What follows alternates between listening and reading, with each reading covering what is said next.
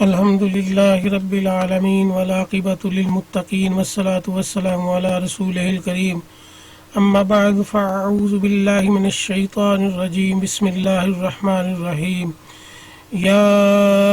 أيها النبي إنا أرسلناك شاهدا ومبشرا ونذيرا آمنت بالله صدق الله العظيم وصدق رسوله النبي الكريم الأمين الصلاۃ والسلام علیکہ یا رسول اللہ وسلم علیکہ وعلی آلک وصحابک یا حبیب اللہ۔ محترم ناظرین و سامعین کرام، ہم نے ڈائریکٹ قرآن کا سلسلہ شروع کیا ہے۔ کچھ لوگ عوام الناس کو ڈائریکٹ قرآن پڑھنے کا مشورہ دیتے ہیں اور علماء سے دور کرنے کی کوشش کرتے ہیں۔ اگر تو ڈائریکٹ قرآن پڑھ کے سمجھنا اتنا آسان ہوتا تو قرآن پاک کو نازل کرنے کے لیے 23 سال کا عرصہ درکار نہ ہوتا۔ یہ قرآن پاک کی آیات مبارکہ نبی اکرم صلی اللہ علیہ وسلم نور مجسم کے اوپر جو اللہ تبارک و تعالیٰ نے نازل فرمائی، واقعات، حالات اور وقت کی ضرورت کے مطابق قرآن پاک کی آیات نازل ہوئیں، اور صحابہ اکرام رضوان اللہ تعالیٰ علیہم اجمعین نے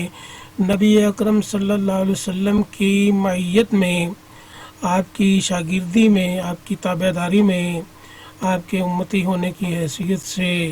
نبی اکرم صلی اللہ علیہ وسلم سے قرآن پاک کو سمجھا۔ تو مرزا جونیئر جیلمی یا بعض وہابی نظریات رکھنے والے لوگ کہتے ہیں کہ ہمارے لیے قرآن اور حدیث کافی ہے، اور بعض تو صرف قرآن کے قائل ہیں لیکن حدیث کے بغیر قرآن کو سمجھنا، قرآن پر عمل کرنا ناممکن ہے۔ تو ایسے لوگوں کے لیے ہم نے ڈائریکٹ قرآن سلسلہ شروع کیا ہے، جس کی یہ پہلی ویڈیو ہے۔ تو انشاءاللہ میں نے تو ویسے اساتذہ اکرام سے، علماء سے، مشائخ سے قرآن پاک کو سمجھا، اور پھر میری سمجھ میں آیا، اور اس علم کے حاصل کرنے کے باوجود جو علماء نے مجھے سمجھایا، اللہ کی توفیق کا ہونا لازمی ہے۔ ہدایت تو صرف اللہ کی توفیق سے ملتی ہے۔ اللہ کی توفیق کے بغیر جتنا مرضی علم حاصل کر لیا جائے اور جتنی مرضی بڑی پگڑی پہن لی جائے، اللہ کی توفیق کے بغیر ہدایت کا ملنا ناممکن ہے۔ تو آپ سے بھی گزارش ہے کہ میرے لیے دعا کیا کریں کہ اللہ تبارک و تعالیٰ میری زبان میں ایسی تاثیر پیدا فرمائے کہ قرآن، اللہ کا کلام، میری زبان سے لوگوں کی سمجھ میں آ جائے۔ تو عزیزان محترم، ہم گفتگو کا آغاز کرتے ہیں۔ ایک انتہائی حساس اور اہم مسئلہ ہے کہ نبی اکرم صلی اللہ علیہ وسلم کے بارے میں اس وقت آپ کی حیات طیبہ کے بعد، خاص طور پہ اس زمانے میں 150-200 سال سے ایک ایسا نظریہ چل رہا ہے کہ ایک توحیدی گروہ جو اپنے آپ کو اللہ تبارک و تعالیٰ کی توحید کا بڑا شاہکار سمجھتا ہے، اور وہ سمجھتے ہیں کہ ہم نے جو توحید بیان کر لی ہے، اس کے بعد اب توحید کا بیان ہونا ناممکن ہے۔ تو وہ نبی اکرم صلی اللہ علیہ وسلم کو بعد از وصال نہ تو آپ کی حیات کے قائل ہیں وہ، اور نہ ہی نبی اکرم صلی اللہ علیہ وسلم کے حاضر و ناظر ہونے کے قائل ہیں۔ تو یہ توحیدی وہابی طبقہ، خاص طور پہ مرزا جونیئر جیلمی، ایسے نظریات عوام الناس میں پھیلانے کی کوشش کر رہا ہے کہ اگر توحید کو بیان کیا جائے گا تو رسالت جو ہے وہ تو بہت نیچے کی چیز رہ جائے گی۔ تو توحید کو بیان کرتے ہوئے، توحید کا پرچار کرتے ہوئے، نبی اکرم صلی اللہ علیہ وسلم نے جو دین کو پھیلایا، اسی کی روشنی میں ہم نبی اکرم صلی اللہ علیہ وسلم کا آج کے عنوان میں حاضر و ناظر ہونا قرآن کی روح سے انشاءاللہ تعالی ثابت کریں گے، اور بحیثیت اہل سنت حنفی بریلوی ہمارا یہ عقیدہ ہے کہ میرے آقا کریم رحیم نور مجسم صلی اللہ علیہ وآلہ وسلم کل کائنات کا ہی نہیں بلکہ تمام عالمین کا مشاہدہ کر رہے ہیں۔ مختلف روایت اللہ بہتر جانتا ہے، واللہ تعالی عالم کے 18,000 عالمین ہیں۔ تو جتنے بھی عالمین ہیں نبی اکرم صلی اللہ علیہ وسلم ان سب عالمین کا مشاہدہ اللہ تبارک و تعالیٰ کے اذن سے، اللہ تبارک و تعالیٰ کی عطا سے ہمہ وقت ہر وقت فرماتے ہیں۔ اور جس طرح اللہ تبارک و تعالیٰ کائنات کا مشاہدہ فرماتا ہے، یہ اختیار اللہ تبارک و تعالیٰ نے اپنے پیارے محبوب نبی اکرم صلی اللہ علیہ وسلم کو بھی عطا فرمایا ہے۔ آئیے ہم قرآن پاک کی آیت سے اس بات کا استدلال کرتے ہیں اور اس بات کو سمجھنے کی کوشش کرتے ہیں کہ نبی اکرم صلی اللہ علیہ وسلم حاضر و ناظر ہیں۔ اور الحمدللہ اہل سنت حنفی بریلوی کے نزدیک اس بات کے بڑے پختہ اور مضبوط دلائل ہیں۔ یہ ہے جی پارہ نمبر 22 اور سورہ احزاب سورہ نمبر 33 کی آیت نمبر 44 اور 45۔ آیت نمبر 44 کی میں نے تلاوت آپ کے سامنے پیش خدمت کی۔ اللہ تبارک و تعالیٰ نے اپنے پیارے محبوب صلی اللہ علیہ وسلم کو انتہائی لاڈ بھرے پیارے انداز میں مخاطب کر کے فرمایا، یا ایھا النبی، اے میرے پیارے محبوب صلی اللہ علیہ وسلم۔ یہ جو النبی اللہ نے فرمایا، لفظ نبی کا خود بھی معنی جو ہے وہ غیب کی خبریں بتانے والا، غیب جاننے والا، غیب دان، اس کو نبی کہا جاتا ہے۔ نبی کا معنی ہے غیب دان، غیب جاننے والا، غیب کی خبریں بتانے والا۔ اچھا، اللہ تبارک و تعالی نبی اکرم صلی اللہ علیہ وسلم کو ایک بڑا عظیم مرتبہ عطا فرما رہا ہے۔ یا ایھا النبی، اے میرے پیارے محبوب صلی اللہ علیہ وسلم، انا ارسلناک، بے شک ہم نے آپ کو بھیجا، شاہدہ، گواہ بنا کر۔ کس بات پر؟ کہ آپ تمام مخلوق کی و مبشرہ و نذیرہ، تمام مخلوق کی گواہی دیں گے اور آپ گواہ رہیں گے اس بات پر کہ آپ نے ڈر والی اور اللہ تبارک و تعالیٰ کے عذاب والی اور اللہ تبارک و تعالیٰ کے خشیہ والی آیات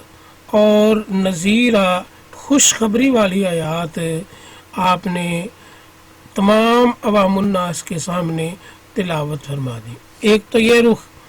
دوسرا یہ رخ کہ اے میرے محبوب صلی اللہ علیہ وسلم، میں نے آپ کو بھیجا ہے شاہد، گواہ بنا کر، خوشخبری دینے والے اور ڈر سنانے والی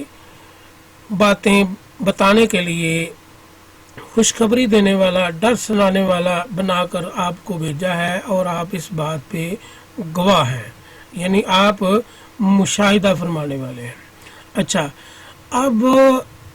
اللہ تبارک و تعالیٰ نے نبی اکرم صلی اللہ علیہ وسلم کو بالکل ویسا ہی شاہد بنایا ہے جیسا اللہ تبارک و تعالیٰ اپنے بارے میں شاہد ہونے کا اظہار فرما رہا ہے۔ نبی اکرم صلی اللہ علیہ وسلم کا مبشر و نذیرہ، یعنی خوشخبری والا اور ڈر سنانے والا بنا کے بھیجا، اور اسی نہج پہ اللہ تبارک و تعالیٰ اپنے بارے میں شاہد اللہ انہ، یہ تیسرا پارہ سورہ آل عمران سورہ نمبر 3 آیت نمبر 18، شاہد اللہ کہ اللہ بھی شاہد ہے، کس بات پہ؟ انہ لا الہ الا ہوا، کہ اس کے سوا کوئی عبادت کے لائق نہیں ہے۔ یعنی اللہ تبارک و تعالیٰ نے بھی اپنی شہادت کا، گواہ ہونے کا، گواہی دینے کا اللہ تبارک و تعالیٰ نے اظہار فرمایا۔ اور جس طرح اللہ تبارک و تعالیٰ گواہ ہے اور مشاہدہ کر رہا ہے، یعنی شاہدہ کا معنی ہے مشاہدہ فرما رہا ہے اللہ تبارک و تعالیٰ، اسی طرح اپنے محبوب کو اللہ تبارک و تعالیٰ نے شاہدہ مشاہدہ فرمانے والا یعنی گواہی دینے والا بنا کے بھیجا کہ قیامت تک کے لیے آنے والے مومنین کا آپ مشاہدہ فرمائیں گے، اور اس قرآن کے ذریعے آپ کی حیات طیبہ کے بعد بھی یہ خوشخبری اور ڈر لوگوں تک قیامت تک پہنچتا رہے گا۔ اچھا، اب یہ لفظ شاہدہ جو ہے اس کا معنی ہے گواہی، اور اس کا ایک معنی ہے حاضر ہونا۔ تو شاہد کا ایک معنی ہے حاضر ہونا اور شاہد کا معنی ہے گواہی۔ تو شاہد اللہ تبارک و تعالیٰ نے نبی اکرم صلی اللہ علیہ وسلم کو گواہ بنایا ہے، اور گواہ کا اطلاق کن باتوں پر ہوتا ہے اس بات کو سمجھنا انتہائی ضروری ہے کہ جب اللہ تبارک و تعالیٰ نبی اکرم صلی اللہ علیہ وسلم سے گواہی لے گا تو گواہ کے لیے پوری دنیا کا قانون ہے کہ 3 شرائط کا ہونا ضروری ہے، 3 شرطیں گواہ کے لیے ہونا ضروری ہیں۔ سب سے پہلی شرط یہ ہے، شرط نمبر 1 یاد رکھیں کہ سب سے پہلی شرط یہ ہے کہ گواہی دینے کے لیے گواہ کا موقع پر موجود ہونا ضروری ہے، ورنہ وہ گواہی نہیں دے سکتا۔ ایسا ممکن نہیں ہے کہ ایک واقعہ پاکستان میں ہوا ہو اور کوئی شخص امریکہ میں بیٹھا ہو اور اس سے گواہی لی جائے کہ بھائی تم نے پاکستان میں فلاں جگہ پر یہ واقعہ دیکھا، تو وہ وہاں تو موجود ہی نہیں تھا۔ پوری دنیا کا قانون ہے کہ موجود ہونا، موقع پر موجود ہونا ضروری ہے۔ اچھا، دوسرا جو اس کی شرط ہے دوسری، وہ ہے چشمدید ہونا، یعنی گواہی کے اجزاء اگر کامل کرنے ہیں تو اس کا آنکھ سے دیکھنا واقعے کا ضروری ہے کہ اس نے دیکھا ہو۔ اور تیسری شرط یہ ہے کہ واقعے کا مکمل علم ہونا، یعنی رستے پہ چلتے ہوئے کوئی واقعہ یا کوئی ایکسیڈنٹ ہو گیا تو اس نے ہونے کے بعد اس کو دیکھا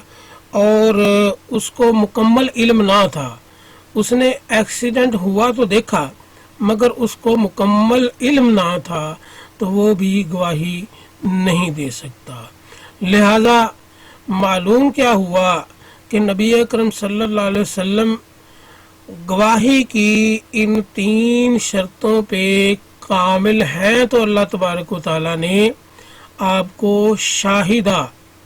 بنا کر بھیجا، گواہ بنا کر بھیجا۔ اور یہ بات ہم اپنے پاس سے نہیں کر رہے، اللہ تبارک و تعالیٰ نے یہ نبی اکرم صلی اللہ علیہ وسلم کو اذن عطا فرمایا ہے۔ آگے آیت نمبر 46 میں دیکھیے گا، وَدَاعِيًا إِلَى اللَّهِ بِإِذْنِهِ وَسِرَاجًا مُنِيرًا۔ اب وَسِرَاجًا مُنِيرًا تو ایک بہت بڑی ہے، اس پہ بھی انشاءاللہ ہم کسی وقت ویڈیو بنائیں گے، اور یہ کمال نبی اکرم صلی اللہ علیہ وسلم کا مرتبہ ہے۔ ایک جگہ آپ کو سراجم وہاجا فرمایا اور ایک جگہ سراجم منیرہ فرمایا۔ سراجم منیرہ کا مختصر میں یہ آپ کو صرف اتنا بیان کر دیتا ہوں کہ سورج کی اگر روشنی بھی ہے نا تو وہ آقا رحیم و کریم صلی اللہ علیہ وسلم کے نور سے وابستہ ہے، اور سورج بھی نبی اکرم صلی اللہ علیہ وسلم کے نور سے روشنی لیتا ہے۔ تو اس پہ انشاءاللہ پھر کسی وقت جامعہ دلائل کے ساتھ ویڈیو بناؤں گا۔ تو اللہ بِإِذْنِهِ، یہ جو اللہ تبارک و تعالیٰ نے نبی اکرم صلی اللہ علیہ وسلم کو شاہد بنایا اور جس کے ساتھ 3 شرطوں کا اطلاق ہوتا ہے، اور شاہد جس طرح اللہ نے اپنی شہادت کا اظہار فرمایا، اپنے شاہدہ کا، اپنے مشاہدہ کا اظہار فرمایا، اپنی گواہی کا اظہار فرمایا، اسی طرح اللہ تبارک و تعالیٰ نے نبی اکرم صلی اللہ علیہ وسلم کو شاہد بنایا ہے، اور اللہ ہی کے اختیار کے ساتھ نبی اکرم صلی اللہ علیہ وسلم گواہی کی 3 شرائط پر پورے اترتے ہیں۔ تو حاضر نبی اکرم صلی اللہ علیہ وسلم تمام کائنات کا ہمہ وقت اللہ ہی کی طرح مشاہدہ فرما رہے ہیں، اور آپ موجود بھی ہیں ہر کسی کے پاس، اور آپ کو مکمل علم بھی ہے ہر کسی کے اعمال کا۔ اب اعمال دو قسم کے ہوتے ہیں، ایک ہوتی ہے باطنی، ایک ہوتا ہے باطنی گناہ، جیسے کہ ہم خفیہ میں چھپے گناہ کرتے ہیں مگر اللہ اس کا مشاہدہ فرماتا ہے۔ اسی طرح نبی اکرم صلی اللہ علیہ وسلم بھی مشاہدہ فرماتے ہیں۔ نبی اکرم صلی اللہ علیہ وسلم بھی تمام مخلوق کے، تمام عالمین کے دلوں کے راز سے واقف ہیں، کیونکہ مبشرہ و نذیرہ میں یہ دونوں اطلاق ہوتے ہیں کہ جو دل میں، تنہائی میں، الگ کمرے میں، سوچ میں جیسا بھی کوئی گناہ کرتا ہے تو نبی اکرم صلی اللہ علیہ وسلم کو اللہ تبارک و تعالیٰ نے اس پر گواہ بنایا ہے۔ لہٰذا نبی اکرم صلی اللہ علیہ وسلم تمام کائنات کا، تمام عالمین کا مشاہدہ بھی فرما رہے ہیں جیسا کہ اللہ تعالیٰ مشاہدہ فرما رہا ہے، اور نبی اکرم صلی اللہ علیہ وسلم حاضر و ناظر بھی ہیں، موجود بھی ہیں اور ہر جگہ پہ، اور نبی اکرم صلی اللہ علیہ وسلم کو ہر کسی کے اعمال کا جو مبشر و نذیرہ میں شامل ہیں علم بھی ہے۔ تو حاضر ہونا یہ بھی شرط نبی اکرم صلی اللہ علیہ وسلم پر پوری اتری، چشمدید ہونا یہ بھی نبی اکرم صلی اللہ علیہ وسلم پر پوری اتری کہ آپ دیکھ رہے ہیں، موجود بھی ہیں اور آپ کو تمام واقعے کا علم بھی ہے۔ تو یہ نبی اکرم صلی اللہ علیہ وسلم کو اللہ تبارک و تعالیٰ نے یہ اذن عطا فرمایا ہے، الاللہ باذنہ، اور اس کے اذن سے اللہ کی طرف دعوت دینے والا آپ کو بنایا ہے، یعنی نبی اکرم صلی اللہ علیہ وسلم کو اللہ تبارک و تعالیٰ نے یہ اختیارات عطا فرما کے تو اپنی قدرت کی وہ طاقتیں بھی عطا فرما دیں، تو نبی اکرم صلی اللہ علیہ وسلم اللہ کی اذن سے، اللہ کی قدرت سے کائنات کا مشاہدہ بھی فرما رہے ہیں، دیکھ بھی رہے ہیں کائنات کو، ہر کسی کے اعمال سے واقف بھی ہیں، آپ کو علم بھی ہے اور آپ موجود بھی ہیں ہر جگہ پہ۔ تو یہ تھی گواہ کی وہ شرائط جن شرائط پہ اللہ تبارک و تعالیٰ نے نبی اکرم صلی اللہ علیہ وسلم سے گواہی طلب فرمائی ہے اور آپ کو گواہ بنایا ہے، اور اس کا اذن اللہ تعالیٰ نے نبی اکرم صلی اللہ علیہ وسلم کو عطا فرمایا ہے۔ اب شاہد کا معنی، دوسرا معنی جو حاضر و ناظر ہے، وہ بھی اللہ تبارک و تعالیٰ نے قرآن پاک میں ارشاد فرمایا ہے۔ یہ سورۃ البروج کی آیت نمبر 3 ہے، وَشَاهِدٍ وَمَشْهُودٍ، جو اس دن حاضر ہوگا اس کی قسم،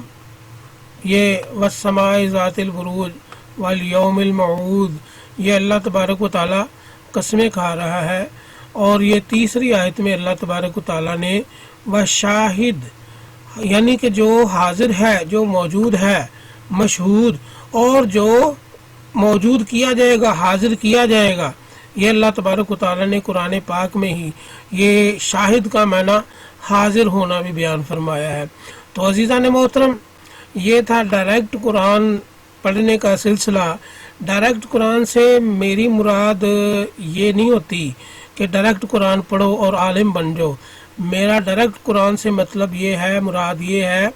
کہ علماء سے اگر قرآن پاک کو سیکھ کے سمجھا جائے گا تو پھر ڈائریکٹ پڑھو گے تو آپ کو بات سمجھ میں آ جائے گی۔ اگر آپ خود سے ڈائریکٹ قرآن کو پکڑو گے تو آپ، اب یہ میں نے 3 جگہ سے آیات مختلف صورتوں اور سپاروں سے نکالی ہیں، تو اتنا مشاہدہ، آپ ایک آیت پڑھیں گے، آپ کو دوسری آیت کے ساتھ اس کا تقابل کرنا، اس کے اجزاء کو آپس میں جوڑنا نہیں آئے گا جب تک کہ آپ کسی عالم دین سے نہیں سیکھیں گے۔ تو ڈائریکٹ قرآن سیریز کی یہ پہلی ویڈیو تھی آج، تو انشاءاللہ ہم آپ کو ڈائریکٹ قرآن پڑھائیں گے، جس طرح کہ مرزا جونیئر جہلمی کہتا ہے کہ علماء کو چھوڑ دو اور ڈائریکٹ قرآن کو پڑھو۔ اس کے باوجود کچھ لوگ جو ہیں وہ اس کے پاس جاتے ہیں اور ڈائریکٹ قرآن نہیں پڑھتے ہیں، لیکن اگر ڈائریکٹ قرآن آپ علماء سے سیکھے بغیر پڑھو گے تو یقیناً گمراہی کا خدشہ ہوگا، کیونکہ علماء کی ایک طویل عمر اس میں گزری ہوتی ہے، اور انہوں نے اپنے اساتذہ سے اور پھر انہوں نے اپنی تحقیق سے اور پھر اپنے جو طالب علمی سے انہوں نے سیکھا ہوتا ہے، اس میں یہ تمام مشاہدات سامنے آتے ہیں، یہ نظریات سامنے آتے ہیں کہ قرآن کی ایک آیت کو دوسری آیت کے تقابل میں کس طرح مناسب اور موضوع عنوان کے ساتھ فٹ لانا ہے، ورنہ تو عنوان سمجھ میں آپ شاہدہ کا مطلب یہاں پہ دیکھ رہے ہیں کہ گواہ یا مشاہدہ کرنے والا۔ اب سورہ بروج میں اللہ تبارک و تعالیٰ نے اس کا معنی جو ہے وہ حاضر ہونا اور حاضر کیا جانا بیان فرمایا ہے، تو پھر اللہ تبارک و تعالیٰ نے اپنے لیے بھی شاہدہ کا، گواہ کا، مشاہدہ کرنے کا، حاضر ہونے کا لفظ استعمال کیا ہے۔ تو عزیزان محترم، دین جو ہے وہ صرف اللہ تبارک و تعالیٰ کی ہدایت سے سمجھ میں آتا ہے۔ تو اللہ تبارک و تعالیٰ نے یہ آیت کریمہ جو نازل فرمائی اور نبی اکرم صلی اللہ علیہ وسلم کو گواہ بنایا مبشرا و نذیرہ پہ، اور مبشرا و نذیرہ میں وہ تمام اچھے برے اعمال سامنے آ جاتے ہیں ہر کسی کے، اور معلوم ہو جاتا ہے کہ نبی اکرم صلی اللہ علیہ وسلم کل عالمین کا مشاہدہ فرما رہے ہیں، اور نبی اکرم صلی اللہ علیہ وسلم ہر جگہ پہ موجود بھی ہیں، اور نبی اکرم صلی اللہ علیہ وسلم کو ہر کسی کے مکمل واقعہ کا علم بھی ہے، وہ چاہے تنہائی میں ہو، چاہے خیالوں میں ہو، چاہے دل میں ہو، چاہے ظاہر میں ہو، چاہے باطن میں ہو۔ نبی اکرم صلی اللہ علیہ وسلم سے اللہ تبارک و تعالیٰ نے مبشرا و نذیرہ پہ گواہی طلب فرمائی ہے، اور نبی اکرم صلی اللہ علیہ وسلم کو اللہ نے یہ اختیار عطا فرمایا ہے، یہ اس میں کوئی شک کی گنجائش نہیں کہ عطا فرمانے والی صرف ذات اللہ تبارک و تعالیٰ کی ہے، اور نبی اکرم صلی اللہ علیہ وسلم کا اختیار اللہ کی عطا سے ہے، ذاتی نہیں ہے۔ اللہ تبارک و تعالیٰ کا اختیار صرف ذاتی ہے۔ تو اللہ تبارک و تعالیٰ دین کو سمجھنے اور اس پر عمل کرنے کی توفیق عطا فرمائے۔ ہمارے اس کمزور سے چینل کو سبسکرائب بھی کر دیا کریں، خاص طور پہ ویڈیو کو لائک ضرور کیا کریں، لائک کرنے سے ہمارا پیغام زیادہ لوگوں تک جاتا ہے۔ اللہ تبارک و تعالیٰ ہمیں دین کو سمجھنے کی توفیق عطا فرمائے۔ وآخر دعوانا ان الحمد للہ رب العالمین۔